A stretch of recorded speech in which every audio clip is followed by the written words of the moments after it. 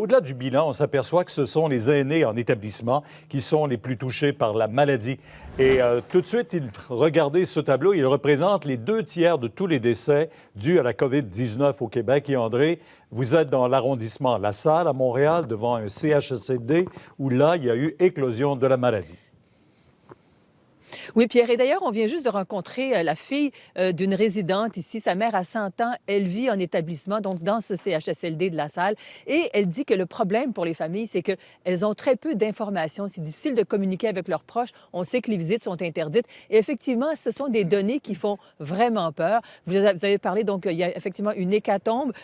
Beaucoup disent que c'est en fait l'angle mort du réseau de la santé. Ce sont les résidences pour aînés, les CHSLD en particulier. 243 d'entre eux sont des foyers d'éclosion. À La Salle, donc, effectivement, il y a 29 cas rapportés, 14 décès. Ce sont des chiffres d'hier. Il y a aussi à l'hôpital une vingtaine de cas. On vous a beaucoup parlé aussi de Laval depuis quelques jours. Le centre, la Cité de la Santé, il y a une trentaine de cas, 3 décès. Mais c'est surtout le centre Sainte-Dorothée à Laval. Donc, les chiffres de hier encore parlent de 105 cas et 8 décès. Selon les gens de l'interne, les gens à l'interne, on nous dit que ces chiffres seraient plus élevés aujourd'hui. On aura les nouvelles données en après-midi. Il y a aussi le CHSLD Lapinière, toujours à Laval, 17 cas et 7 décès. Et enfin, à Montréal-Nord, on a beaucoup parlé aussi de cet arrondissement Montréal-Nord parce que, évidemment, il y a le CHSLD Notre-Dame-de-la-Merci, il y a déjà 15 décès et une quarantaine de cas. Le CHSLD Laurendeau aussi, 5 décès, une trentaine de cas. Mais dans l'ensemble du CIUS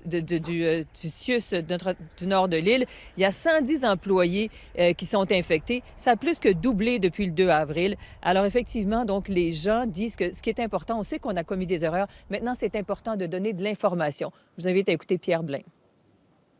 Le manque actuellement, c'est le manque d'information pour les familles. Donc moi, ce que je demande, c'est qu'il y ait une mise à jour qui soit faite à tous les jours. C'est pas nécessairement nous dire combien il y a de cas, mais au moins nous dire quelles sont les mesures qui ont été mises en place pour protéger nos personnes aînées. Est-ce que maintenant ils mangent dans leur chambre? Est-ce que le passage dans les corridors est suspendu, etc.? Alors, Pierre, on sait qu'il y a des renforts qui s'en viennent. Bonne nouvelle, nous dit-on. Mais attendez, il faut faire attention peut-être de ne pas causer plus de tort que de bien à ce sujet, la présidente d'un syndicat. Les gens qui occupent ces postes-là de préposés ou qui font des déplacements à longueur de journée avec la clientèle vieillissante, avec nos aînés, c'est des gens qui ont des formations équivalentes entre 750 et 870 heures environ de formation pour faire tous ces déplacements et toutes ces activités de façon sécuritaire.